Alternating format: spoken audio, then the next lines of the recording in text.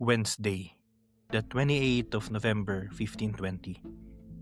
We came forth out of the said strait and entered into the Pacific Sea, where we remained 3 months and 20 days without taking in provisions or other refreshments.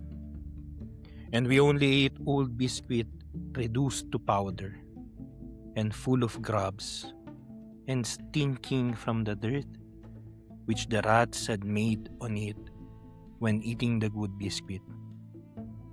And we drank water that was yellow and stinking. We also ate the ox hides which were under the main yard, so that the yard should not break the rigging. They were very hard on account of the sun, rain, and wind. And we left them for 4 or 5 days in the sea. Then we put them a little on the embers, and so ate them. Also the sawdust of wood, and rats which cost half a crown, each moreover, enough of them were not to be got. And that cell ay galing again sa account ni Antonio Pigafetta na circumnavigation of the world. No?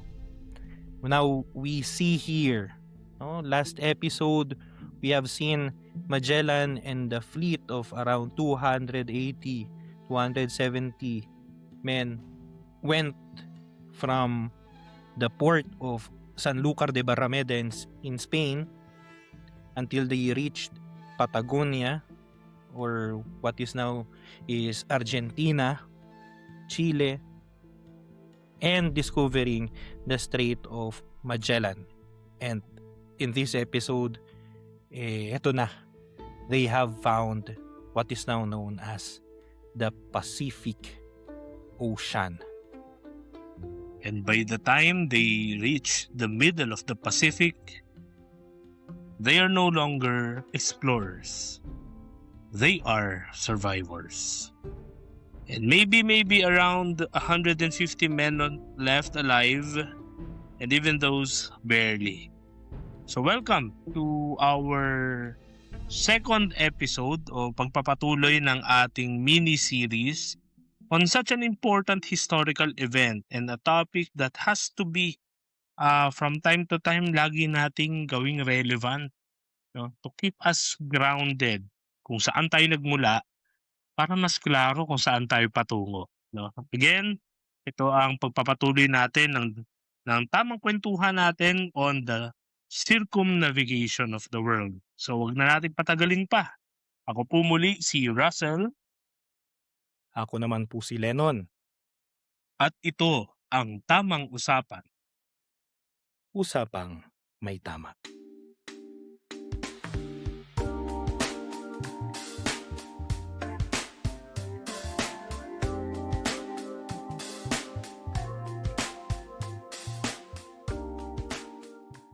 So bago tayo magpatuloy, na establish na natin yung mga basic foundations ng ating chismis, na merong isang trader, galing siya sa small aristocratic family.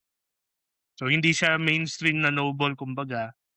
Tapos na-shutdown siya o tinurn down siya ng talagang pinaglilingkuran niya, supposedly the King of Portugal. So tumalon siya ng bakod at winelcome naman siya ng King ng Spain. Nagtuloy-tuloy sila. So our timeline started in 1518 nung nag-request siya or nag-submit siya ng project proposal, so to speak, to the then reigning Carlos I or Charles I of Spain. Not to be confused with the Charles I ng England, kasi iba yun. Kaya nga Carlos. A year later, the project proceeded. September 20, they left Sevilla. Then by April, nagkaroon ng mutiny. 1519, nagkaroon ng mutiny. Na-resolve nila halos barely na-resolve nila ng August. Then nakatagos na sila doon sa Strait of Santa Cruz. No, Estuary of Santa Cruz. So we are now in 1520, November 1520. Pero patapos na halos ang November. So Ferdinand Magellan enters the Pacific in November 1520. He named it Pacifico. Pacifico. Meron akong naging katrabaho, Pacifico ang pangalan pero hindi siya peaceful eh. Siya yung taga-gawa ng ingay. Anyway, so nakita Parang nila yung pangalan mo vast. pala Pacifico 'no, tapos apelyido mo Oo, Guerrero. oo, 'di ba puwede na, peaceful warrior, 'di ba? Oo nga Pacifico Guerrero. So yeah, what happened during this time and, ano ang sitwasyon na nila nung nasa middle na sila ng Pacific? Yeah, in this episode, in the second episode of our series, we will now see yung time nila sa Pacific Ocean. Then later on, when they saw land, which is now Guam, the island of Guam. And later, syempre, the heart of this storytelling, yung mas importante sa ating mga Pilipino, no? Yung pagdating nila sa tinatawag natin ngayon yung Las Islas Filipinas, no? Although that is a name that will be given to the islands much later, no? So now, we see them. Tulad sabi ni Russell, November 1520. They named that ocean Pacific, no? Peaceful. Kasi nga, walang bagyo. Never sila actually inabutan ng bagyo sa Pacific Ocean, no? Mapayapa yung dagat. Now, the question is, ito bang pangalan na ito ay does it speak of optimism? O maybe it is the greatest misbranding in history, no? Kasi, yeah, it may look peaceful, pero it can also be merciless. Magellan and his crew thought na makakakita sila ng lupa in 3 weeks maximum. However, as we have heard from the text, no, na binasa natin at the intro ni Pigafetta, they were there 3 months and 20 days. Almost 4 months, wala silang nakikitang lupa. And here's the psychological trick, nothing changes. So ano rin it can be a point of our reflection. Wherein some of us or most of us might think na there is convenience in this, in what we can consider as peaceful, eh. Yung kapag walang ingay, kapag walang challenges. 'Di ba sa buhay natin parang gusto ko lang lumugar sa tahimik. And now they really managed to encounter something so peaceful. Kaya nagkaroon siguro tayo ng wisdom ng mga Pinoy 'no, na nagkaroon ng nakakabinging katahimikan. Kasi grabe yung yung journal entry ni Pigafetta kung puwede kong roughly i-translate sa Tagalog. Sabi niya, kinakain namin lumang biskwit, tapos hindi pa yung biskwit mismo, yung latak na pinagkainan na ng mga daga 'no, tapos umiinom kami ng tubig na kulay dilaw at mabaho. So kayo na bahala mag-imagine kung ano yun, kung tubig ba talaga yun. Tas sabi niya nung nauubos na talaga yung kinakain namin, yung ginamit naming carpet pangtakip ng sahig para hindi mabasa, ayun na rin yung kinain namin kaya maganit na. Kasi daw balat ng ox yun, eh, yung parang kinakarpet nila. It's the same sky, 'no? The first time you found it 'no, November 28, 1520. O kaya kaya nasabi mo Pacific, napakasiri nung dagat, napakaganda nung sunset, napaka-clear ng langit, napaka, ah, smooth ng travel 'no, ng sail, mga paglalayag. Pero after 3 months, after 1 month pa nga lang, eh, ako parang siguro just to share a little bit of a personal experience, parang nag 2 months ako sa Pacific Ocean. Na Every day it's the same sky, it's the same hours ng tulog, waiting for me na maka-land sa lupa, 'no? Parang gano'n din ang dating nila, 'no? It's really a psychological trick, 'no? It's the same sea, it's the same horizon. Imagine 3 months halos wala kang makitang hope, 'di ba? Day after day, week after week, no landmarks. No, 'yun ang problema doon is after a month or 2 months, you're beginning to question yourself, eh. Am I really on the right track? Kasi teka, ba't hindi ko pa nakikita yung wala akong makita kahit usliman lang ng bundok, ang nakikita ko lang sa dulo dagat pa din, 'no? Pagdating sa horizon ulap na at saka yung araw, 'no? So, no proof that you're going anywhere, and it's like sailing inside a void. And now, you try to be empathic about it, 'no?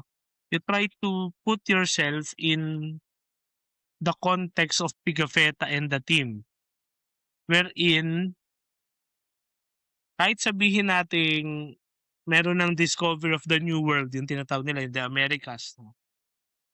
Kahit meron ng gano'ng concept na, teka baka baka lang naman hindi talaga flat ang Earth at baka bilog ang mundo, 'no?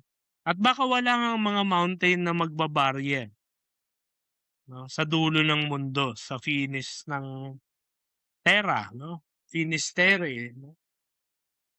Kung wala talagang harang, baka naman walang patutunguhan yung karagatan. So it really shook them up. It really made them depressed kasi imagine mo you're in the middle of an ocean, try to close your eyes for a minute. You imagine you're in the middle of the Pacific Sea and you're thinking like Pigafetta. You no longer know where is the way back home. Kasi nasa gitna ka na eh. So, baka pumasok sila sa point of no return. So, it's really a psychological suffering din sa kanila. Parang yun, it really was, no, depressing, 'no? Depressing might be an understatement, eh. Wala silang makain, ta's wala silang direksyon, 'no? So, it's like sailing inside a void. So, imaginin mo after 3 months, even the strongest sailors, even the seasoned navigators o yung cosmographer na tinatawag, 'no, mga may cartographer, tagagawa ng mapa, 'di ba? Mga cosmographer, yung mga nag-aral ng hugis ng mundo, 'di ba, parang gano'n, cosmographer. Even the strongest of the seamen, yung mga ano tawag dito, seamen kasi yun, 'di ba, yung mga Seaman manlalaya, kasi. oo. Seaman, oo. Kaya nga they were surrounded by seamen, eh. Kasi talagang pinalibutan sila ng mga ano, ng mga naval personnel. Even the strongest of them, mababasag. They will break. They will enter breaking point, no? So, some of them succumb to succumb to illnesses, low morale, ta's weakened bodies, 'no? Ang hina. Nanghina sila dahil sa travel na 'to, 'no? So, parang just try to imagine yung ano-ano ba yun, yung sa Marvel Cinematic Universe, yung patuloy siya nagta-travel sa iba't ibang ano, sino ba yun? Basta may gano'ng character, eh, na patalon-talon siya ng timeline o ng dimension. Nagbabago yung composition ng katawan mo hanggang manghina ka at mamatay ka, eh, 'di ba?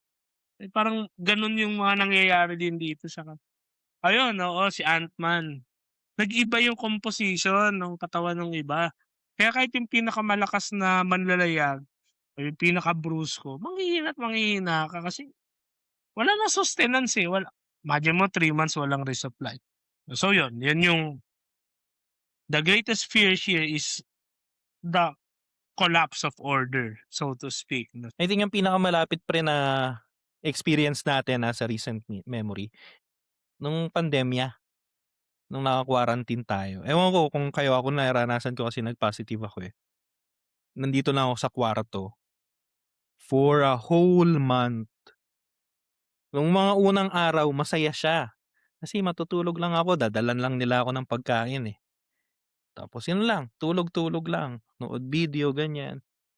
But after just a few days, siguro 5 days lang, I really went into depression. Ang naka-save lang sa akin buti na-imbento na ngayon talagang video call. Ito kausap ko kayo 'di ba, Sel, kayo nila Francis, nila Luke, 'yan nakakausap ko yung mga kaibigan ko na by that time I was actually dreading the night.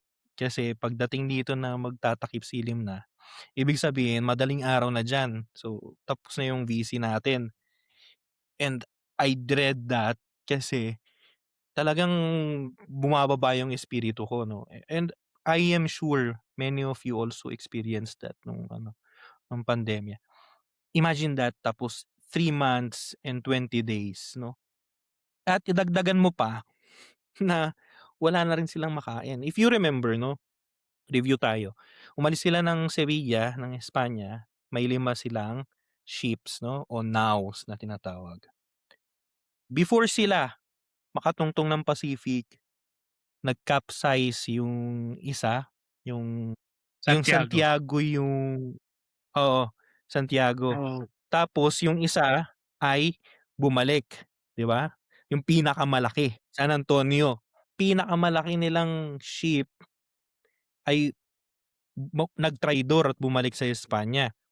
umiskapo. Remember that, 'di ba? Remember that, ibig sabihin katulad ng ginigiit namin last episode, nandun yung pinakamalaki nilang supply.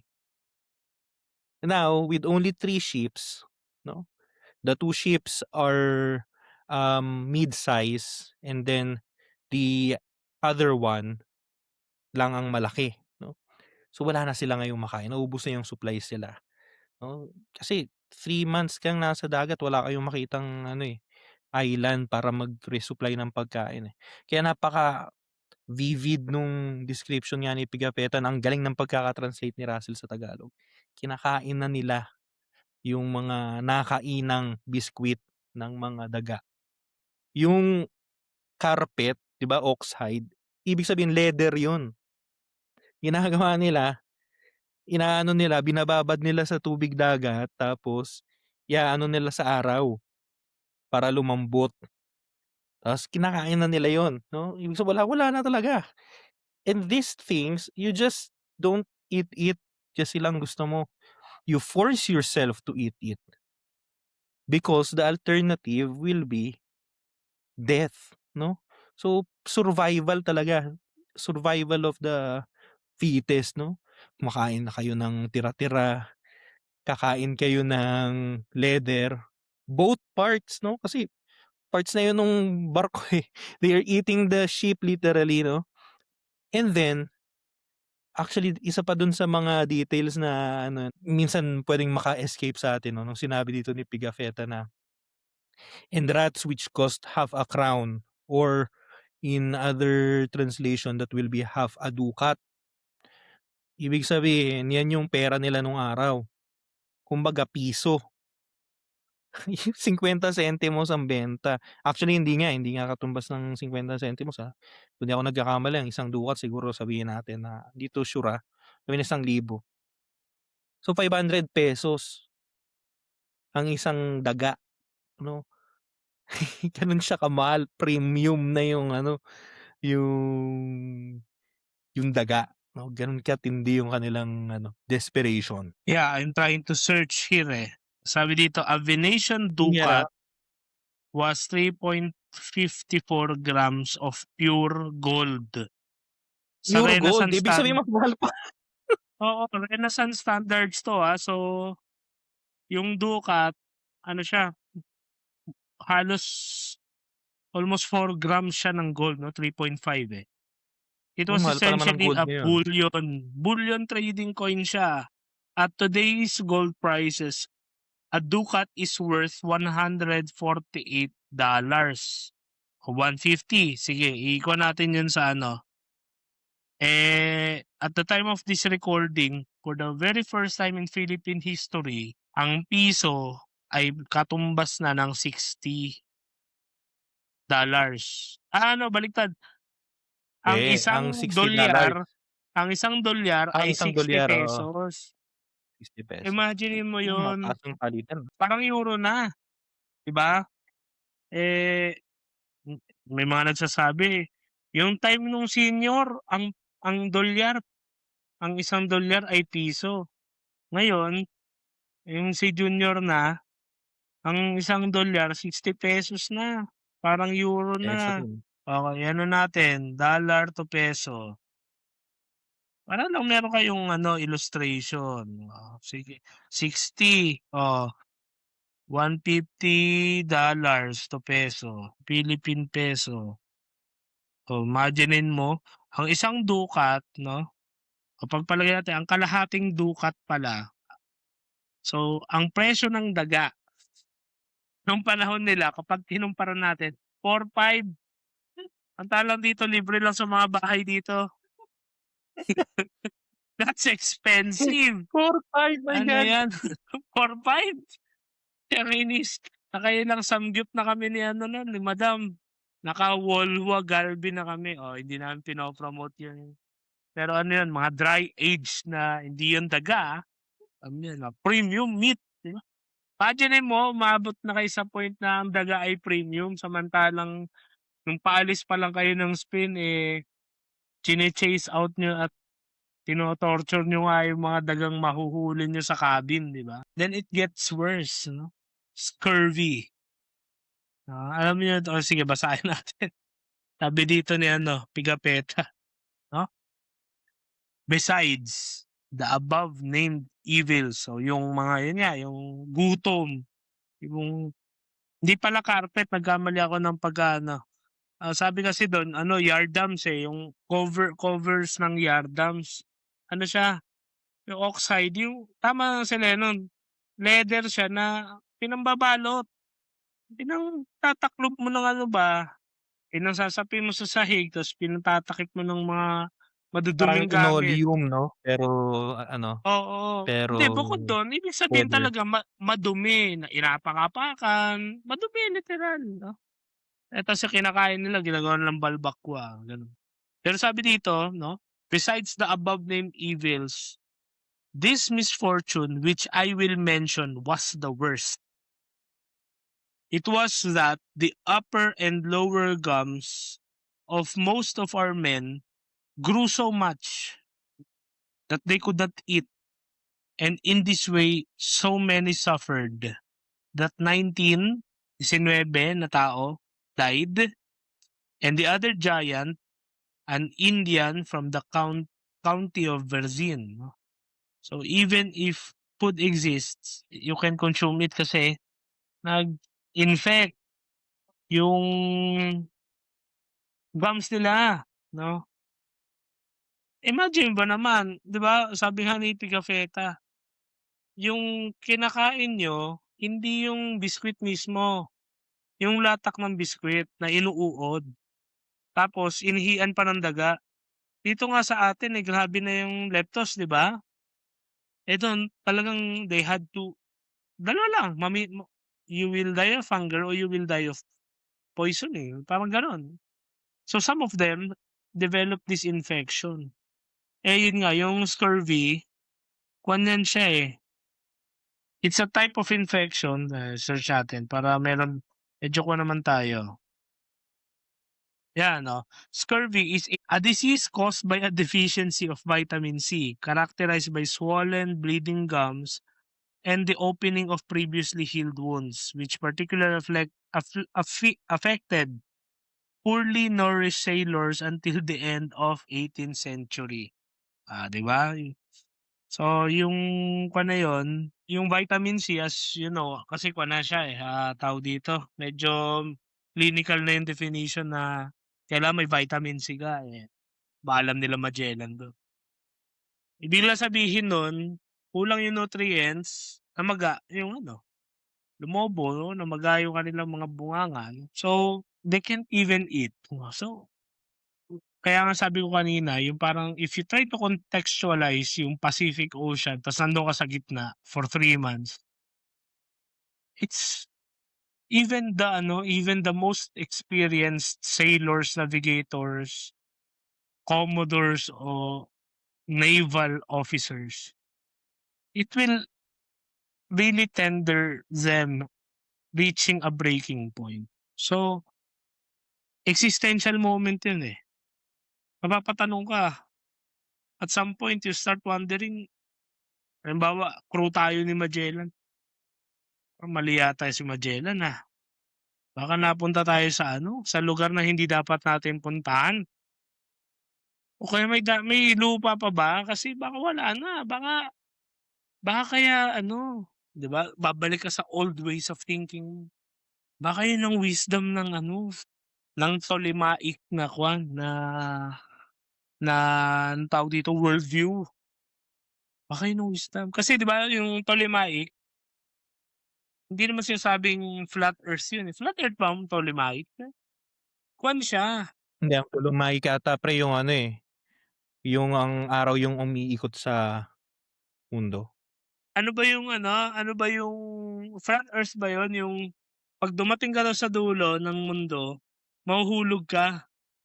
Oo, oo. Baka yun ang dapat baka yun talaga ang tunay na at papunta tayo sa certain death. So, 'di ba? It's really psychological, it's an existential crisis. And then something miraculous happened.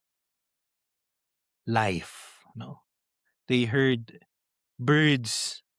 They saw something on the horizon, no? And that changed everything. March 6, 1521, 3 months and 20 days after nilang mag-set sail sa Pacific Ocean, nakakita sila for the first time ng mga islands, no? So you just imagine yung hope na ibinigay nito dito sa mga may sakit, depressed na mga sailors, no? Na after all this time, eto na, may nakikita na tayo ulit ng mga islands, no? These islands are what are known today as the Marianas Islands, no? Oo, yeah, yeah, yeah. Later on, they will actually go to one of the bigger islands, no, na tinatawag natin ngayong Guam. And this is actually quite important. Why? The fact na nangyari 'to, ito ang dahilan kung bakit actually until masakop tayo ng mga Amerikano, Guam and the Marianas Islands are actually integral parts of the Philippine Islands. These islands were governed from Manila. Kaya nga 'pag pumunta kayo ngayon ng Guam, maraming mga dun, Filipino ethnicity, 'no? Ang kung di ako nagkakamali nga ang obispo ata ng Guam ngayon ay Pilipino, eh, Ilonggo, kung di ako nagkakamali. Anyways, so they saw it, 'no. Okey, meron na tayong nakikitang may lupa na ulit, makakakuha na tayo ng pagkain, ng tubig, makakapahinga na tayo, 'no. However, the first encounter was actually quite disastrous, no? So, let's read Pigafetta once again. After having navigated 60 leagues by the said course in 12 degrees latitude and 146 of longitude, on Wednesday, the 6th of March, we discovered a small island in a northwest direction and two others lying to the southwest. One of these islands was larger and higher than the other two. The Captain General, Magellan, wished to touch at the base, rather, at the largest of these three islands to get refreshments of provisions. But it was not possible because the people of these islands entered into the ships and robbed us in such a way that it was impossible to preserve oneself from them. Whilst we were striking and lowering the sails to go ashore, they stole away with much address and diligence the small boat called the skiff, which was made fast to the poop of the captain's ship, at which he was much irritated. So ibig sabihin, papunta sila ngayon din sa ano, sa Guam, 'no, para magkuha ng provisions. Mahihina itong mga 'to after ng 3 months, eh. Galing sila nagkaroon sila ng mutiny, tapos gutom, depression, and then came these islanders, 'no. Pinaligiran sila na may mga bangka lang silang maliliit, 'no. Tapos umakyat dun sa kanilang mga malalaking barko at pinagnanakaw yung mga gamit nila. At isa sa pinakamalupit na ninakaw nila ay yung skiff. Actually, it's like a lifeboat, 'no, na reserved kay Magellan. So, kanya yun, anong mangyari, 'no. So now, here's the key tension, 'no. Some historians would argue na actually baka para dun sa mga islanders, yung mga Chamorro people na tinatawag, this is actually customary. Baka ito ang tingin nila ay exchange. So, kukuha na kami ngayon, mamaya pumunta lang kayo dun sa island namin tsaka kayo kumuha. Pero dahil may miscommunication, siyempre kahit naman siguro ikaw, imagine mo naglalakad ka sa EDSA, tapos bigla kang dinukutan, 'di ba? Tapos yung pala, hindi kasi sa kultura namin ano, ganito kami magbatian, 'di ba? So, magugulat ka talaga, baka sasapakin mo talaga 'yon, 'di ba? So to the Europeans, it was theft, 'no? And because of that, Magellan reacted quickly, violently, just like what he did during the mutiny, 'no? Anong ano niya, he sent people na ano, "Teka, ninakawan tayo, o sino pa yung mga may ano, may energy, tara, punta kayo dun sa mga islands. Bawiin natin yung mga ninakaw sa'tin, tapos kailangan natin magbigay ng justice kasi theft yun, eh." 'No? So, he sent people. Balik tayo kay Pigafetta. He went on to shore with 40 armed men, 40. They burned 40 or 50 houses with several small boats and killed 7 men of the island. They recovered their skiff. After this, we set sail suddenly, following the same course. Before we went ashore, some of our sick men begged us that if we killed man or woman, that we should bring them their entrails, as they would see themselves suddenly cured. Medyo may bahagi ng superstition, di ba? So, dozens of Chamorros, yung people of those islands, no, they came aboard niya, nakaw sila, mga kutsilyo, mga equipments nila, lahat ng mga gawa sa bakal, no? So, ngayon ang unang tanong na, teka, hindi man sila nag-resist, ninakawan lang sila, sila nga itong may mga baril, di ba? Again, remember, nanghihina 'tong mga taong 'to, 'no? Mayroong ano, resistance, mayroong altercation. Pero, yeah, the natives just fled after that, 'no? At ninakaw pa nga yung paboritong ano, ni Magellan, yung kanyang lifeboat, 'no, na nandun sa Trinidad. And going back to Pigafetta, it must be known that when we wounded any of these kind of people with our arrows, which entered inside their bodies, they looked at the arrow and then drew it forth with much astonishment, and immediately afterwards they died. This is actually quite isa 'to sa magandang ano ni Pigafetta actually, 'pag binasa ninyo yung account ni Pigafetta, hindi lang niya kinukuwento yung mga nangyari. He actually describes people, things, 'no? Pagdating ng actually, well, hindi natin masyadong pagfofokusan dito sa ating ano, discussion. Pero 'pag binasa ninyo, tapos dumating kayo sa nandun na siya kay, um, sa Cebu o nandun na siya sa Limasawa, ine-explain ni Pigafetta actually ano yung mga nakikita niya, ano yung mga tradisyon ng mga tao.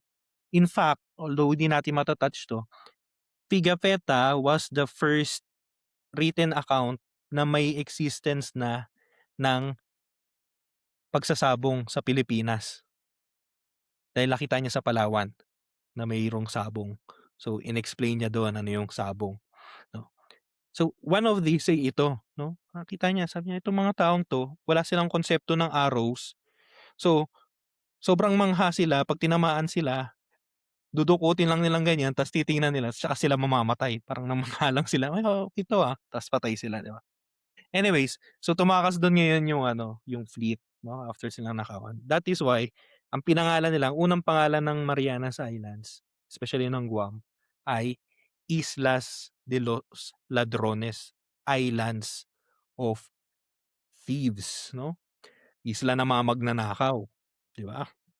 Although ngayon parang mas okey sila, mas isla ng mga magnanakaw sa Pilipinas. Pero anyways, that's ano, I digress, 'no? Hindi ko makakalimutan yung Padrones kasi I was competing in a quiz bee.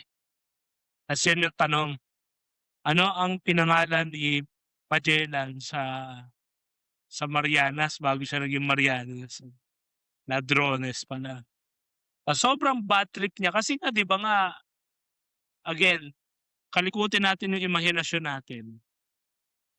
3 buwan, tatlo't kalahating buwan kang drifting sa ocean, halos mawalan ka na ng moral, sasakit ka na lahat-lahat. Yung unang lupa na natungtungan mo, trip si Magellan kasi instead na makadaong ng maayos, makapag-reprovisioning, maka-resupply, makapahinga ng kaunti, ninakawan tsaka hindi sila nagtagal, 'di ba? Kaya after 10 days, umalis sila agad instead na makabuelo. O ngayon papasok yung kanta ni Yoyoy Villanueva, March 16, 1521. Ito na. So, a week after leaving Guam, the fleet first sighted the island of Samar, then landed on the island of Homonhon, which was then uninhabited. Nakita ko na 'to in person, yung Homonhon Island. Ano yan, tanaw mo siya sa dulo ng Giwan, ng Eastern Samar, baka makikita mo siya. They encountered friendly locals from the nearby island of Suluan and traded supplies with them. They spent nearly 2 weeks on Homonhon. Ito yung sinasabi ko, resting and gathering fresh food and water before leaving on the 27th of March. Kaya ito, ang tutok natin dito, yung contrast. 'Di ba kasi sila nga ang kwento, padaong sila ng Marianas 'no, papunta sila ng Guam, hindi sila makadaong. Kasi instead na isipin nilang dumaong, dine-defend nila yung barko nila against dun sa mga naglo-loot na ano, na natives, 'di ba? Samantalang dito, pagdating nila, naka-stay sila ng ilang weeks, 2 weeks, 'di ba? Para magpahinga, mag-recover, kumain ng fresh. And ito personal experience ko 'to kasi waray-waray ang tatay ko, eh. Yung ano 'to, magda-digress ako sa Samar 'no, sa Eastern Samar particularly kasi nga yung Samar ay isang malaking island, 'di ba? Divided siya ng 3 provinces na ngayon, ng Northern tapos Eastern, walang Southern Samar, eh. Tapos yung Samar na Samar lang, sa kanila tawag nila Western Samar pero wala kasing Western Samar. Samar lang talaga yung ano, parang yun din yung parang pinakamaunlad na part ng Samar. Yung sa eastern part, yang territory facing 'no, adjacent to Homonhon, tawag diyan ay Sulangan 'no, sa Eastern Samar. May superstition ang mga locals diyan na yung patron ng Sulangan ay dalawang santo na pangalan ay Antonio. So, si San Antonio Abad tsaka si San Antonio de Padua. Tas makikita mo na iba talaga yung folk Catholicism in a way 'no. I mean, it's not totally folk Catholicism but yung depiction dun ni San Antonio Abad, para siyang si San Antonio de Padua, pero iba lang yung damit. Kasi na si Antonio de Padua ay, medieval monk, 'di ba? Medieval friar 'no, canon tas naging Franciscan din. Eh, si San Antonio Abad, he goes way, way back kasi siya yung first abbot, 'di ba? So, iba yung ano niya, yung supposedly ano, figure niya. Pero ito, yung dalawang San Antonio doon, meron silang pamahiin. ito yung Pho-Catholicism. Kung ano yung hinulog mo dun sa donation box nung isang santo, dapat yun din yung ihulog mo sa kabila. Kasi daw nagseselos daw yung patron. Tapos ang dami nilang sinasabing ano, mga accounts nila, personal accounts na, ah, tulad niyan ng tatay ko. Sa ganito lang naman naging minsan si tatay, eh. Eh, di umuwi kami sa Samar, binaba lang namin yung bag namin, malayo kasi yun, eh, malayo. Malayo yung Salangan sa lugar namin, ah. Binaba na namin yung bag namin, pumunta kami agad kasi daw kailangan mag-courtesy call ka, eh. Kasi 'pag hindi ka mag-courtesy call, hindi magiging maganda yung stay mo, yung bakasyon mo. Tapos bago ka umalis, bumalik ng Manila, dadaan ka ulit dun. Mag-e-exit call ka naman bago ka kasi daw kapagka hindi ka nag-exit call, mamalasin yung biyahe mo pauwi. May mga gano'n silang ano, paniniwala. While it's also ano, it's a way sana to develop for further catechesis. Pero bakit ko 'to kinuwento, para siyang, excursus. Kasi makikita niyo dito how close. That's one, the culture of the people. Number two, totoo 'yan sinabi ni Pigafetta, 'no, gathering fresh food and water et cetera. Yung part na yun, facing Homonhon, there's a it's a relatively large ano, yung sentro naman nun, yung bayan ng Giwan. It's a relatively large town, but the food is really fresh. Isda of every kind, of every itsura. Walang tilapia dun. Talagang seawater na fish, shellfish of every kind, fresh talaga at mas mura compared sa yung ibang lugar 'no, sa bansa. Everything is fresh. Kaya nga, there there there are two things 'no, dun sa contrast ng kinukuwento ni Pigafetta, the the food and the people 'no. So yan, sige basahin natin yung account ng yung journal entry niya. Monday, the 18th of March, after dinner, we saw a boat come towards us with 9 men in it, upon which the Captain General, Magellan, ordered that no one should move or speak without his permission. When these people had come into this island towards us, immediately the principal one amongst them went towards the Captain General with demonstrations of being very joyous our arrival. Magkaiba sa Marianas, di ba? 5 of the most showy of them remained with us. The others who remained with the boat went to call some men who were fishing. And afterwards, all of them came together. The captain, seeing that these people were reasonable, ordered food and drink to be given them, and he gave them some red caps, looking glasses, combs, bells, ivory, and other things.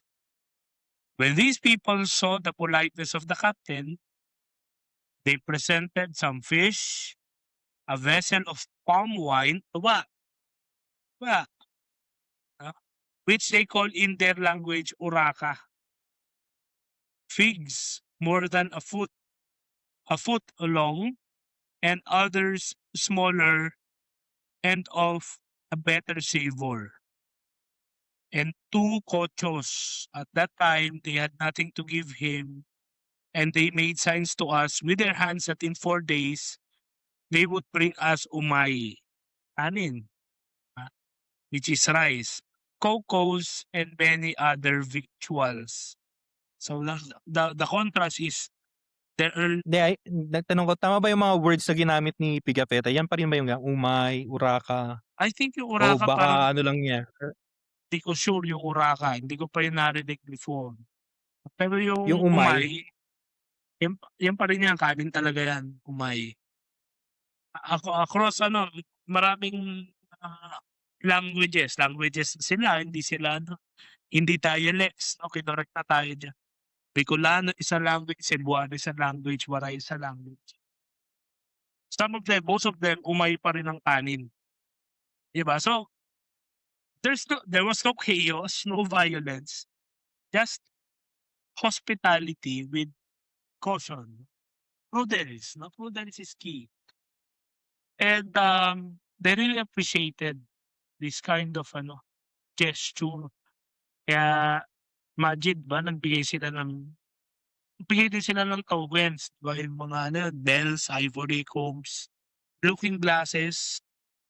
I think looking glasses is telescope, Yes. 'di ba? Looking glass, oo, 'di ba? So yun, far from their experience from Guam. Kaya they really find the place, yung Congon, way different. Kasi nga, imagine niyo rin 'no, Comonhon is an island nga, 'di ba? Tapos ang tapat kanan ay Samar. Nasa Eastern Seaboard, almost nasa yung sinasabi ni Suluan, 'di ba? Suluan yung dulo. Di ko alam kung renamed na siya, pero the easternmost, border of the Philippines is called Saluwag. So, I'm not sure if it is the same. Kasi nga, the north, Iami yan eh. Sa south ay Pusan Point yata. Di ko sure kung sa south o east yun. Pero yung isa ay Saluwag, then sa west, no? Facing the West Philippine Sea, Balabac, sa Palawan yan. So, kaya nakita nila kasi yun ang dulo ng Pilipinas sa east, and hindi pa tayo Pilipinas nun. Um, I'm not sure what was the earliest name, pero at some point, if I'm not San mistaken, Lazaro. is ang pinangalan talaga sa atin was the Archipelago of San Lazaro. Archipelago de San Lazaro tayo. Matagal pa Kasi bago tayo fiesta naging niya yun, eh, Pilipino. yung March 16. Oo. Kasi nga imagine niyo, mga Katoliko 'to. Kaya sinasabi 'di ba si Gomez, si Esteban Gomez, yung kapitan ng Santiago, nang nakita niya yung estero, that was May 3.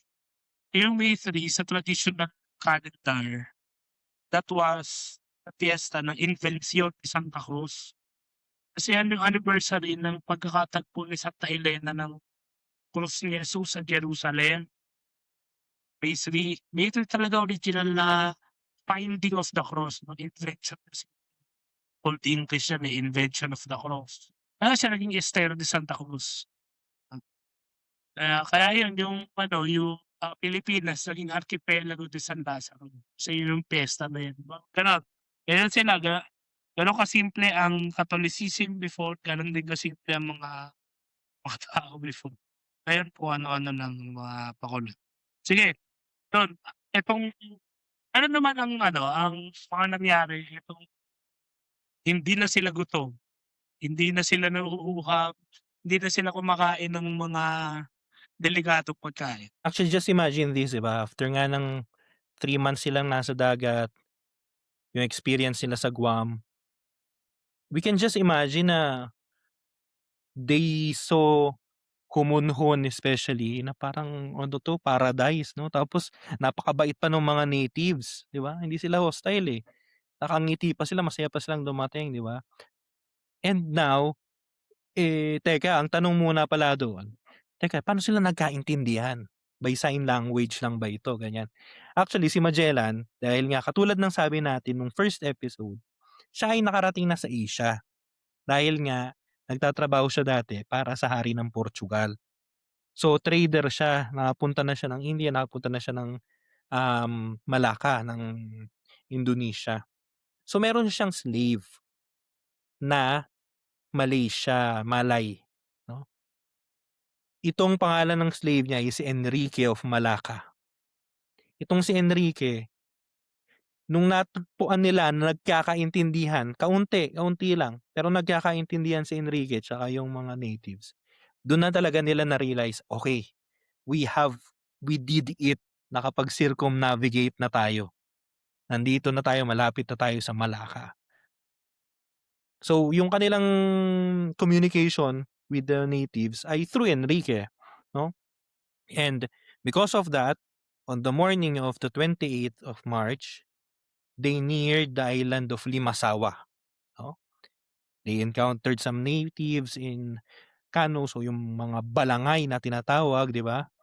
And for the first time on the journey, yun yan, natuklasan nila na nagkakaunawaan si Enrique at yung mga natives, no? They exchange gifts tulad nung kanina na binasa natin kay Pigafetta, no? And later, that same day, Magellan was introduced to their leaders, kay Raka Kulambo at kay Raka Siawi, no? Afterwards, si Magellan ay nag-ano ng blood compact with Raka Kulambo, no? Anong tawag natin sa Tagalog do'n? Yung sandugo. Sandugo. Oo, yung sandugo. Which means that now they are blood brothers. Kumbaga, itong pinakamataas na alyansa para sa mga indigenous Filipino by that time, no? Kasi pagka nag-ano na kayo ng sandugo, yun nga, blood brothers na tayo. So anong mangyari sa'yo pag tatanggol kita? Anong mangyari sa akin? Dapat you come to my rescue rin, no?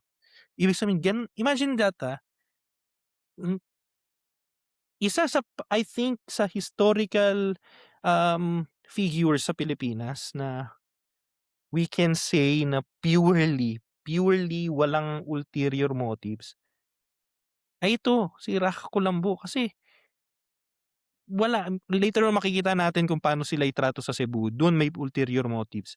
Pero ito wala naman silang mapupulot, eh. Siguro iniisip ni Raka Kulambo, teka, baka katulad 'to ng mga Portuguese. Kasi nga, by that time, yung mga Portuguese nandoon na sa, Indonesia. So, ibig sabihin sa Pilipinas meron na silang ano, balita tungkol sa mga Portuguese, 'no? So, baka inisip ni Raka Kulambo, teka, baka katulad nila, so magkakaroon ako ng trading partner. Pero to the point na mag-ano tayo, mag-blood compact tayo, 'di ba? I mean, that is a very ano, very, weird but also very highly noble thing to do, 'no? Isa transactional na. Magellan and his men, hindi siya transactional exactly, 'no?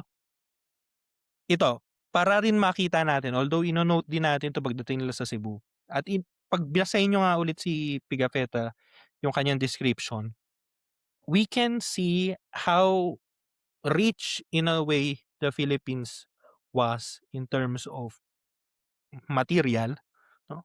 Because Magellan and his men noted that the Raka golden body ornaments, no? And yung kanilang yung mga plato nila ay gold, no?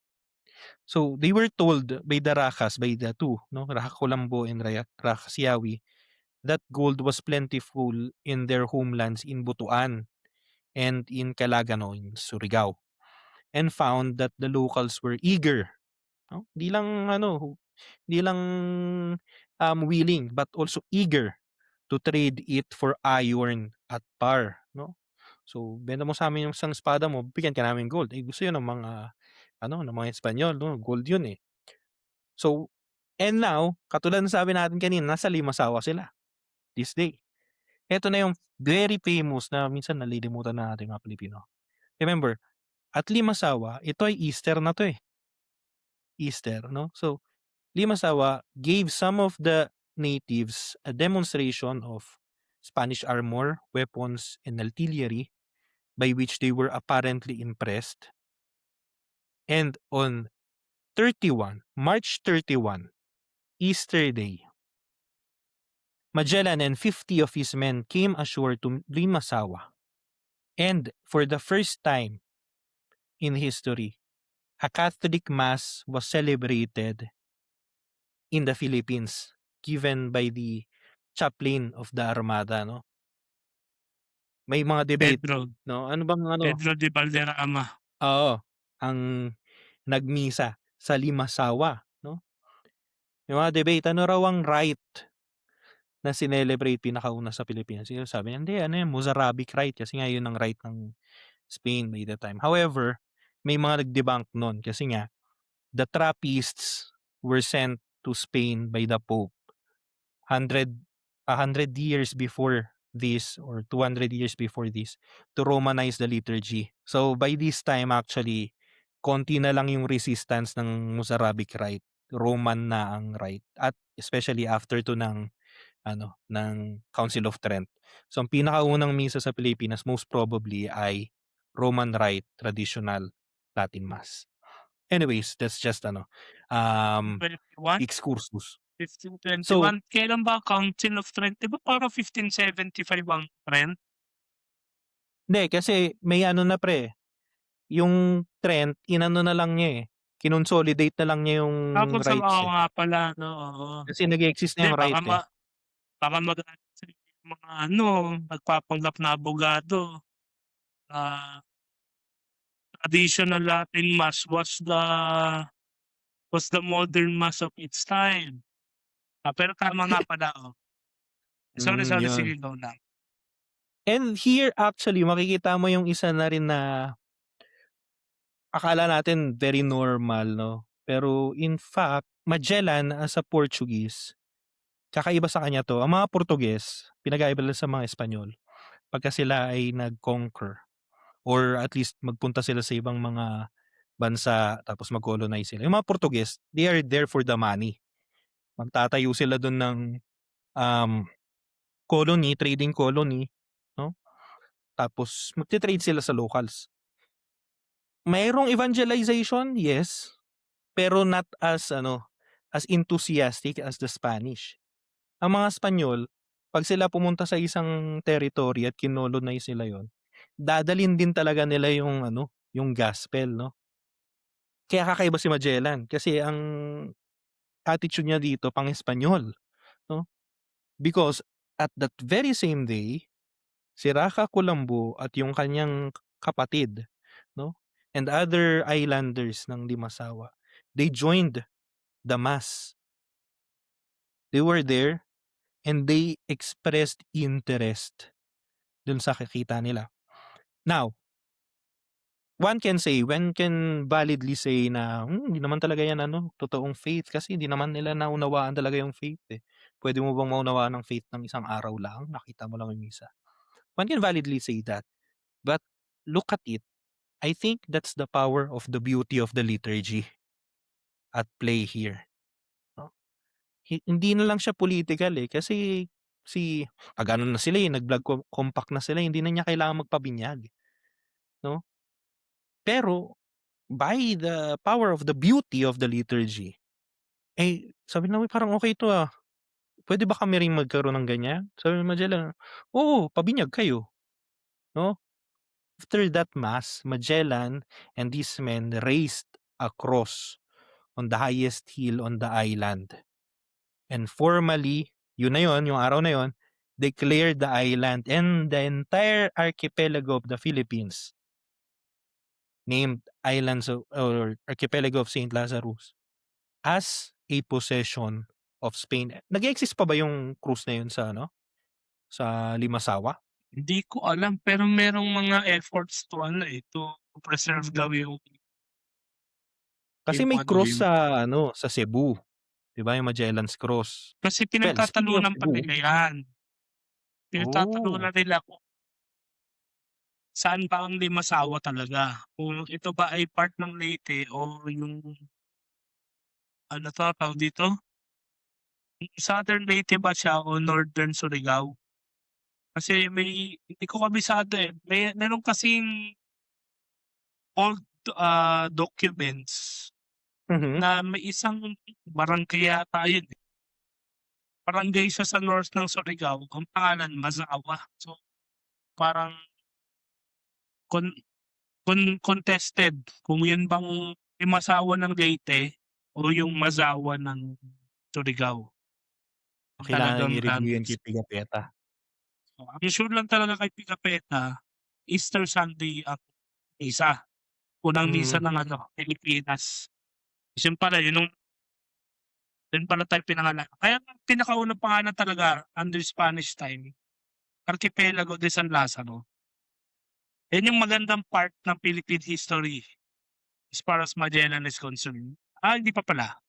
Maganda pa pala 'tong next segment. Pero let's go to Cebu. So that was March 31. Tas April 1, April 2, sabi dito ni sabi dito, on the 2nd of April, Magellan held a conference to decide the fleet's next course of action. His officers urged him to head southwest, no? Tumbok ng na Indonesia, no? For the Moluccas. But instead, he decided to press further into the Philippines. Kasi, excursus ulit, pero gusto ko lang i-stress tong point. Gusto ko lang i-share at the same time, i-express yung admiration ko sa professor ko sa Mario G sa medieval philosophy. Isa pa kalimutan ko yung isa yun. Isa tong matandang paring Espanyol. Napakabait, butang bait talaga. Si Father Jose Maria Marquez. Clariciano to. Si Father Marquez, Father Marquez kasi ang tawag namin sa kanya. Siya yung pinakpok niya sa ulo namin na magkaroon ng ability at appreciation sa pagbabasa ng mapa. Sa sobrang galing ng Espanyol na paring yun, kapisado niya yung mapa ng Roman Empire sa modern map. O kasi gagawin niya, ito-drawing niya yung buong Europe Every klase yan, kahit Mariology ang klase. Ganun niya gawin, ganun niya ginagawang vivid yung yung kwentuhan Drawing niya yan, yung mapa ng buong Europe. Pagkulong niya, ito yung Mediterranean. Hanggang North Africa yan kasi Europe lang naman. As Roman Empire. So, i-discuss na, sulat niya muna yung old name. So, this is Corinth, this is Ephesus, this is Carthage, kaya. As yun susulat yung modern name. So, kasi naisam niya sa dulo, ano to? Anong part ito? Tapos, old name, tapos yung modern name. Marami kami pasak talaga sa exam. Kasi sabi niya, if you really want to study theology, the future, gusto niya maging pari, talaga, you really have to know your maps. Di ba pansinin niyo yung mga bagong Bible ngayon, di ba sa gitna ng mga Bible may mga mapa dyan? Yung map ng Israel or ng Jerusalem during Jesus' time, tapos yung bagong mapa ngayon, di ba? Sabi niya, yun ang purpose nun. Para pag nagbasa kayo ng Bible, ma-visualize niyo kung ano yung tinutukoy na si Jesus for this, naglakad siya ng ganitong ilang araw inaabot niya. So, something gano'n, no? Ngayon, kaya ko yun nakwento sa iglesia. Kasi para mas ma-appreciate ninyo yung account typical vessel. Kung nandun ka na sa Leyte, sa dulo, kasi nga na yan easternmost border na ng Pilipinas. Pwede ka nang dumiretso pababa ng Surigao, wala na yan, di kasi Mindanao. Diyan ka na sa east ka na So, baba ka south, tsaka ka mag-west. Sa Celebes, di ba? Celebes Sea. Yung mga Balot Island, di ba? Sa Gandhi. Sa baba.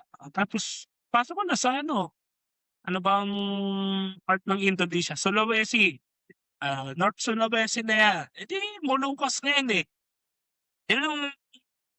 Yun ang sinasabi ko na parang katulad ni Father Marquez. Meron kang kahit lang, hagip lang, hinuha sa kung ano itsura. Oo nga, no? So, tama naman yung suggestion ng mga officer.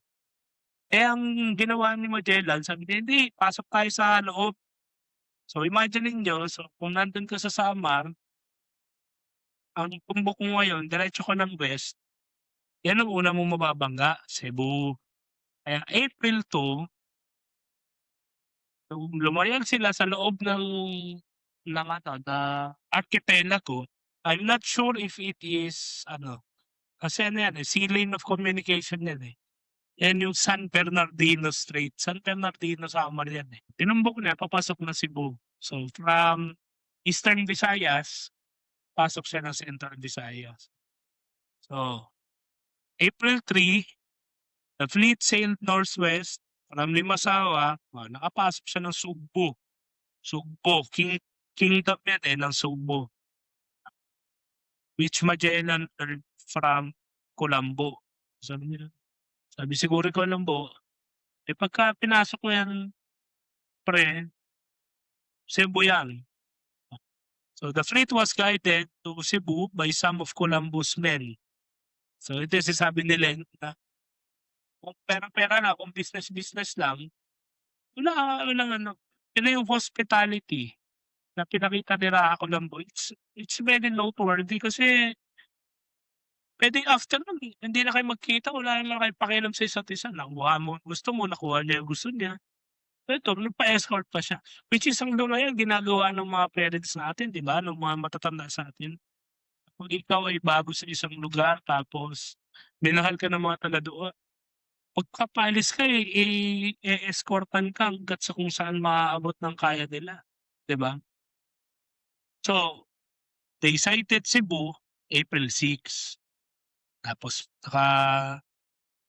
practically nakadaong talaga sila April 7. Oh, sige. So, dito ito yung sinasabi nila na unlike sa Humonhon, iba naman ang kuwento ngayon nung nasa Cebu sila. Sige nun. Yeah. Now, again, katulad ng sabi ko kanina, yung mga nasa Limasawa, alam na nila yung nag-e-exist yung mga puti kumbaga. Kasi nga may mga Portuges sa ano, sa Indonesia, 'no, sa Spice Islands, eh. But also, bukod sa mga Portuges, yung trading activity sa Kabisayaan by this time is very ano na, normal 'no. Sa Cebu, they had regular contact with Chinese and Arab traders. And normally, ang Cebu ay nagre-require na yung kanilang mga visitors ay mag-alay ng tribute 'no, para i-allow na mag-trade sila.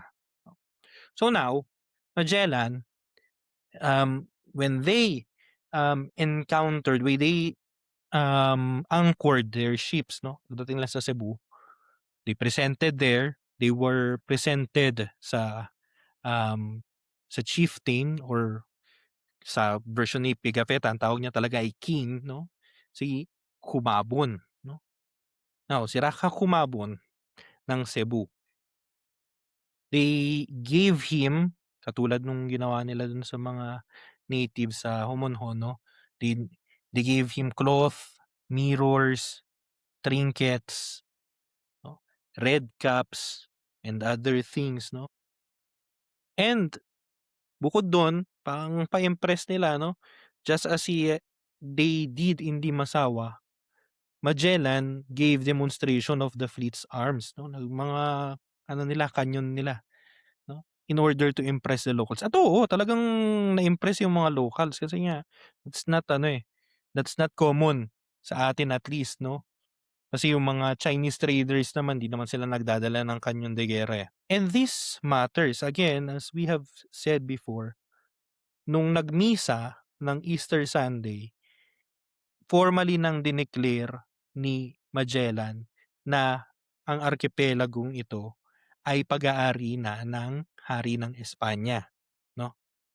Now, what this meeting establishes is actually a hierarchy, 'no. It's no longer na ako si Magellan, ikaw si Humabon, we are equal. No, rather it's like I am Magellan, I am the representative of a greater king, 'no.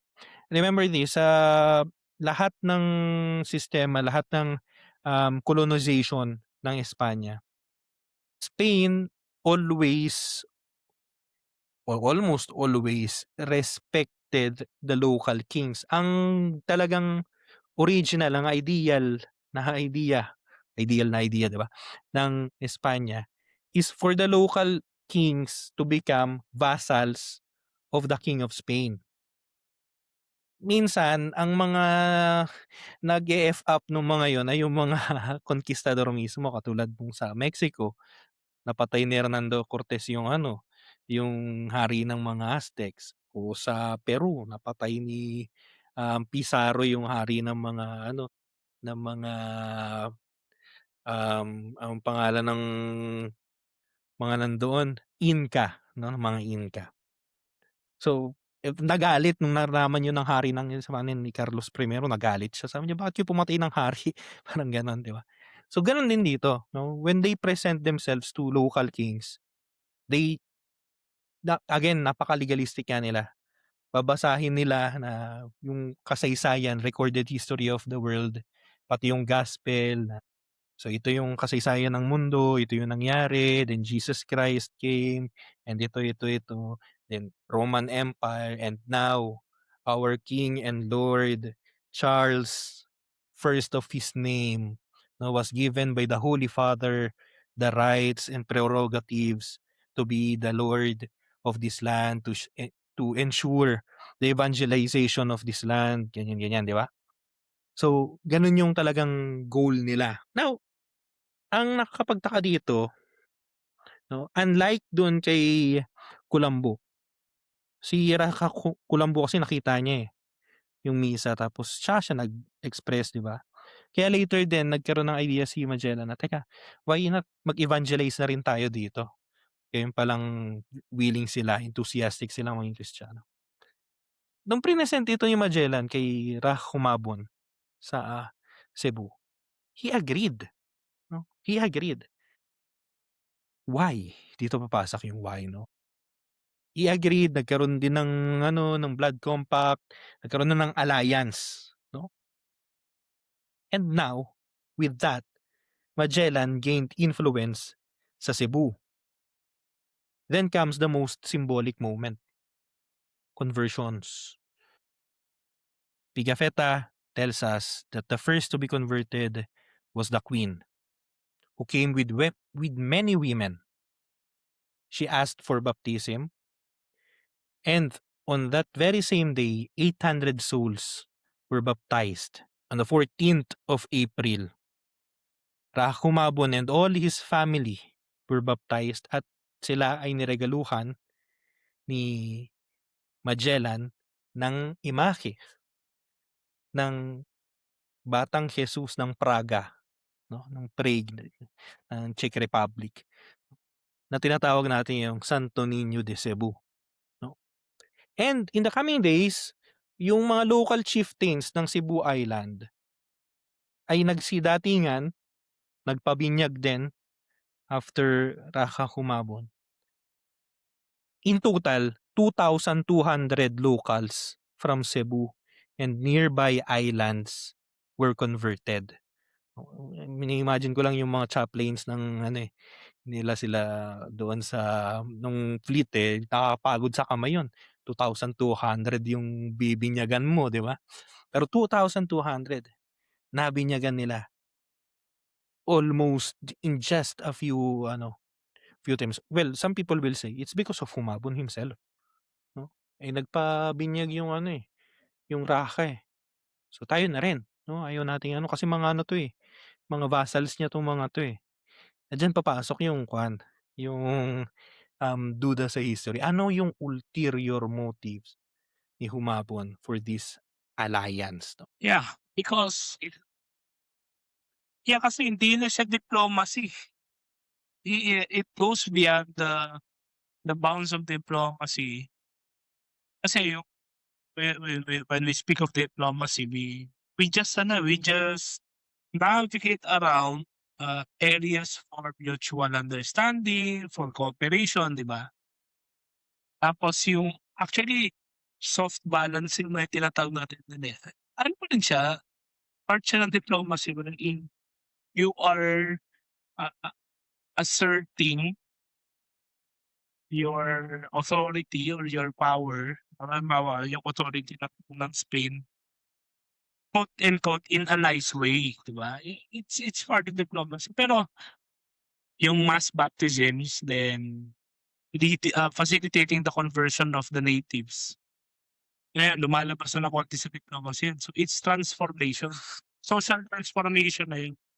Now, bago lang ako mag-proceed doon sa magiging parang reason for this, I just want to critique in a way yung ibang mga ano lang din, yung ibang mga academics natin na parang masyadong reductive lang sabihin na, "Hindi, the Spanish came here with the cross and the sword." Na parang it's as if some of them 'no, were trying to say na, "You should not be Catholics."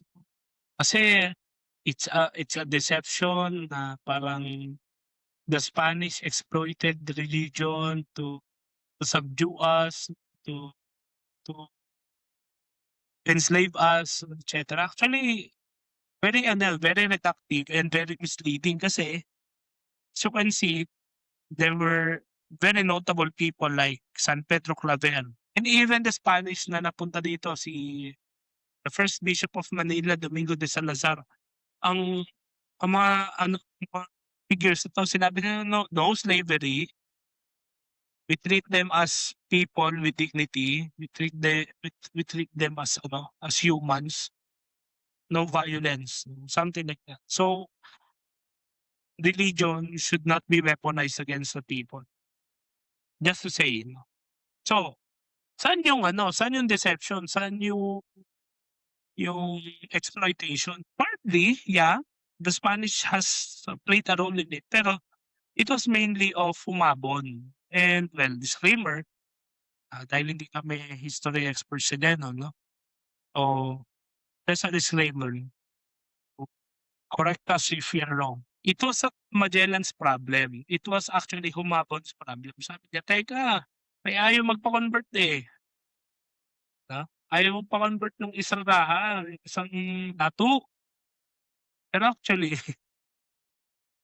ang isang parang subtext nun, "Teka, meron kaming ano, may international backing na ako sa Cebu, si Humabon. Meron akong army at may beck and call. Tapos halos the whole of island, the whole of Cebu, will march with me." 32 And one million of kami, 36. oo.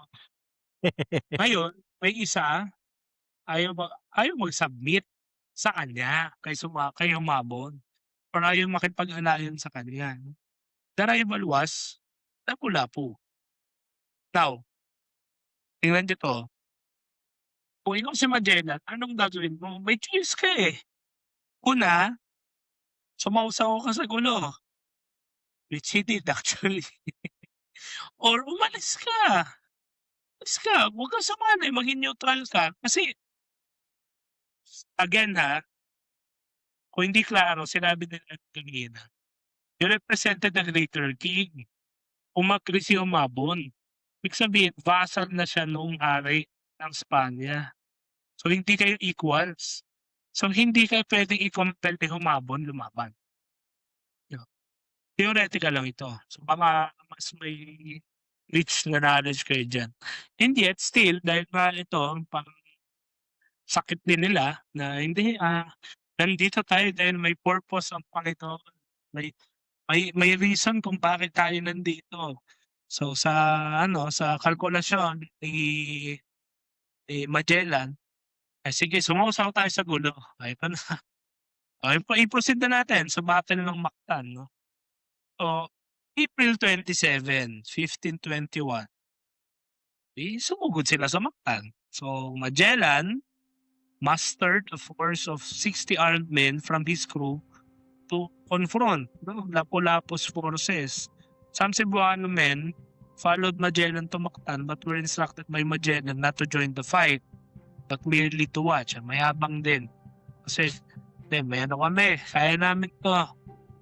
So he wants a demonstration, parang we are trained for war kasi we have an armada, we are more civilized than you. Let's face it, talagang kupal din talaga si Magellan. Since the mutiny narrative, we already have a profile na talagang angas itong si Magellan. Pero, well, really demonstrate posturing ba, so flexing ng kanyang muscles. He first sent an envoy to Lapu-Lapu offering him a last chance to accept the King of Spain. Kasi nga, parang sabi nga ni Humabon, ayun, so nga din ng barangay captain sa kabila, paano ba yan? So, kung i-analyze sa akin, sa personal kong basa, since wala si Lapu-Lapu dun sa diplomatic na kwentuhan, wherein humabol agreed. So, iba ng kwento. So, nung pumunta na sila, pareha po sila Lapu-Lapu, malamang sa malamang, iba na yung dating. So, hindi na properly communicated. So, instead na diplomatic, yung invitation na, uy, join us to become part ng greater the empire ng Spain. Naging ang basa ni Lapu-Lapu na community ng Mactan, ultimatum. Sino bang may gusto bigyan ng ultimatum, di ba? So, obviously, Lapu-Lapu refused. So, Magellan took 49 of his men to the shore while 11 guarded the boats. So, they had the benefit of relatively advanced armor. Kasi may mga armor sila, di ba? They weaponry. Magellan's forces were greatly outnumbered. Pigafetta was present in the battlefield.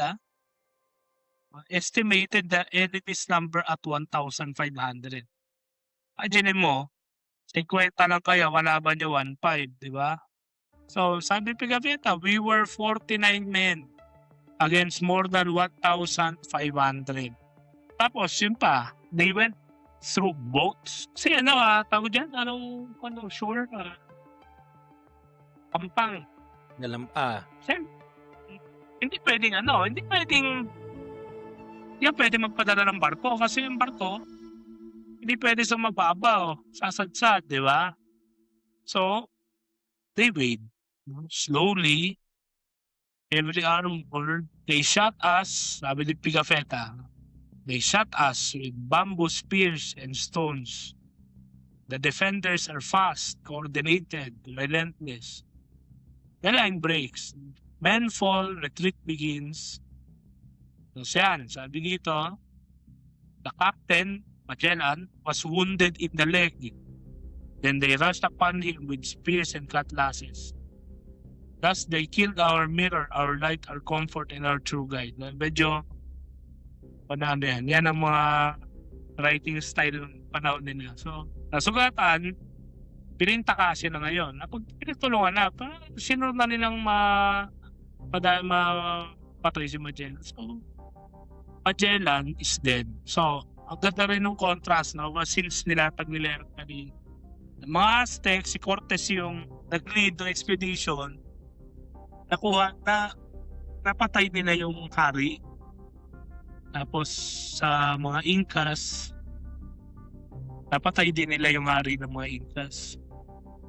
Ang talagang naging blunder ng expedition ni Magellan, siya ang nakuha, hindi na nakuha yung hari ng Mactan. And true enough, should be given din naman to Lapu-Lapu talaga. Yun ang crucial kasi sa atin sa comment ko lang yan bago tayo matapos sa episode. Sa dami nating alam, sa dami na ng ways natin para malaman kung ano talaga ang nangyari. Ang pinaka-danger talaga ay hindi yung historical revisionism. Kasi yung historical revisionism, madali na siya magagabi kung talaga lahat tayo may foundation sa ating history, may buy-in tayong lahat. Ang mahirap yung mag-water down tayo ng history. At parang sabihin ng mga matatanda tayo. Tayo na kasi magiging next generation ng mga grown-ups Masasabihin na natin na hindi naman mahalaga kung sino yung nanalo. Hindi naman mahalaga kung mabait ba sila Lapu-Lapu, hindi. Kung makabayan siya, hindi Kasi, eto tingnan nyo yung quote-unquote kadramahan ni Pigafetta. They killed our mirror, our light, our comfort, and our true guide. Kung ba yun, parang sabihin lang natin na hindi, writing style lang yan, kadramahan lang yan. Pag winatter down natin yan, ano pang pwede nating palablawin? So, the point, wala na tayong makukuhang wisdom o aral. Ganon din kay Lapu-Lapu, kay Humabon, kay Colombo, yung 10 dato ng isa-isahin natin. Ano lang yan, warning, no, to be very cautious, no, to look out dun sa mga gano'ng red flags na. Hindi, yan, context lang nila yan. Kung babasahin mo siya sa context ni Pigafetta, they killed our mirror, our light, our comfort, and our true guide. Bakit? Bakit niya masasabi yun? Bakit hindi niya sabihin na, actually, mali rin talaga si Magellan, dapat hindi na siya sumali. Pwedeng gawin ni Pigafetta yun eh. Pero bakit niya yun sinulat? Kasi that's the relationship nila ng crew sa Captain General. Kasi all throughout this time, siya nag-lead sa expedition eh. Baka kaya may mentality sila na naikot na natin kasi nakarating na tayo sa Molucas. Diba? Yung leadership, no, ni Magellan was very vital for the expedition, for it to happen, for it to proceed. No? Kaya they don't know what to do after. So ito, yung aftermath ito, no, yung status ng expedition after the fateful event in Mactan. Before that, in fairness kay Magellan, no? Kasi although foolish yung ginawa niya, pero actually that's not unprecedented. When Hernan Cortes conquered the Aztecs, though they were only 100 something Spanish people. When Pizarro and his men conquered the mountains of the Incas of Peru, they are only 120. So, mayroong precedent sa history. Anong pinagkaiba? Yung kay Cortes sa Mexico, siya ay hindi lang sila 100 something na mga Espanyol. May kasama silang backup ng mga natives na galit sa mga Aztecs. No? So, nakatulong yun sa kanila. Sa naman sa Peru, may civil war din kasi noon. So, talagang tsaka walang idea ng mga kabayo yung mga Peruvians by that time, kaya takot sila sa mga kabayo, no? The problem here kay Magellan, hindi lang sa gusto niyang magyabang eh. He thought na kayang nakalimutan niya na hindi siya military man, na siya ay more of an explorer. Dahil dun sa error na yun, kung nakapunta na kayo ng Cebu, yung crossing ng Mactan Island to Cebu, napakaikli lang nun. Ngayon may dumadaan ng mga barko doon. Pero noong araw, we can imagine na wala masyado kasi mababaw yun, mukhang river lang yun eh, kahit na dagat talaga yun eh. Di ba? So ibig sabihin yung mga now, yung mga barko sana ni Magellan, kung pwede yun siyang na support yung attack nila, mananalo siya eh, kahit na 60 lang yung men niya. Lalo na kung hinayaan niya yung mga natives ng Cebu na tumulong sa kanya. Just like what happened with Hernan Cortes sa mga Aztecs, di ba? However, kahit si Pigafetta, he was in his account aminado siya na ito yung mali na naging desisyon ng ating Captain General. At now, Magellan has fallen. This visionary, no? At last, in a way na realize yung kanyang dream, no? To travel to the east through the west, no? Now, aftermath? Kaya rin natin sinasabi, later sa susunod nating episode mas makita bakit medyo mas tayo sa ulterior motives ni Humabon kaysa kay Kulambo. Kasi si Kulambo, even after this, baka Kulambo will be helping, spoiler na ako agad, will be helping the remnants of the fleet. We will see now later sa next episode ang reaction ni Humabon. Tutulungan niya ba itong mga Espanyol? Diba? Malalaman natin. But now, we find the fleet, the exploration theme na nagsimula na 5 ships nag-cross ng Pacific, 3 na lang. 3 pa rin sila ngayon. Pero ang nagre-remain na lang around 110 to 120 men. No? Remember, nagsimula sila 200 something, di ba? May mga nag-mutiny, may mga namatay dahil sa sakit, dahil sa scurvy, may mga namatay ngayon dahil dito sa giyera, no? And they are now leaderless. Magellan, Fernando Magallanes, the one who crossed oceans. But in the end, he was defeated.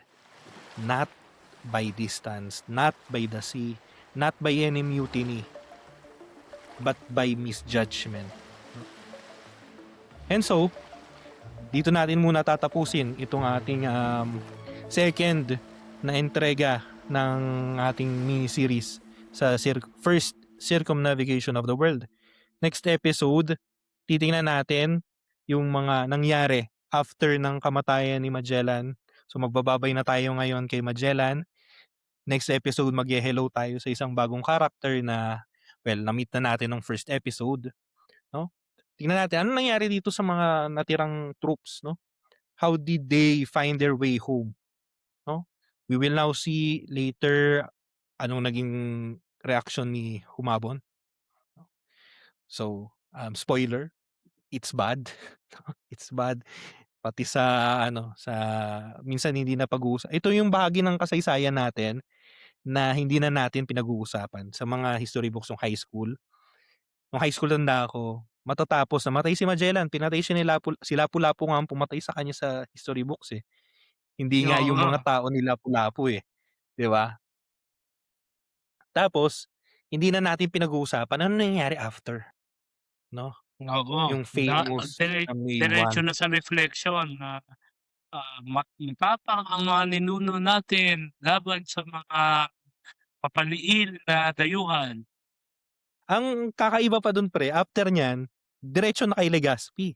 Which Legazpi Oo, hundred of years pa bago nakabalik. Oh well, oo, hundreds nauna pa sorry, nga yata si Villalobos, 'di thousands ba? of Parang may years. gano'n pa. Hmm, so exactly. So ito, titingnan natin next episode, 'no? Ano yung mga nangyari after dito sa natitirang mga fleet, 'no?